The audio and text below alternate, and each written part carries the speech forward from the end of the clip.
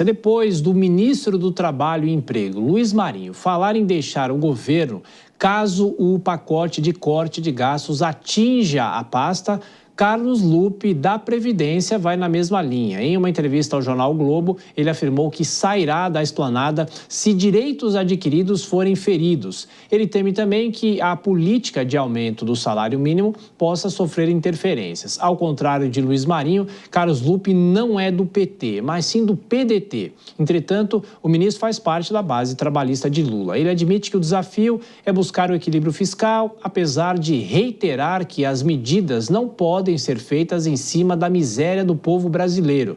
Para Carlos Lupe, as alternativas seriam cobrar os grandes devedores, combater a sonegação e acabar com as isenções indevidas. Bom, Dora Kramer, 2 ministros ameaçando deixar o cargo se os cortes de gastos forem mais amplos ou atingirem pastas fundamentais. Essa seria uma ameaça real? Eles podem realmente deixar os cargos ou o governo deve, pelo menos, preservar essas questões como o próprio salário mínimo, que é o que o Carlos Lupe falou, ministro?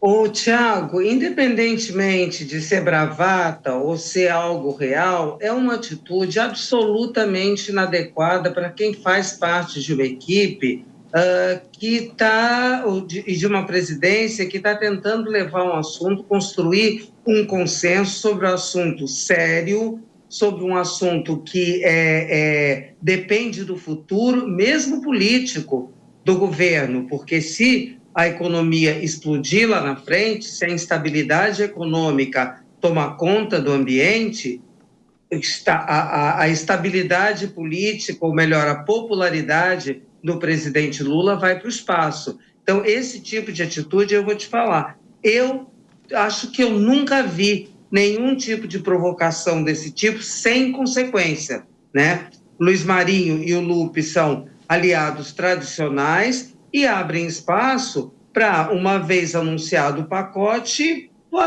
isso ser absolutamente detonado pelo PT. E se o PT, que é partido do governo, detona, a oposição e mesmo os outros governistas da aliança dentro do Congresso podem pensar: se eles são contra, por que nós seríamos a favor?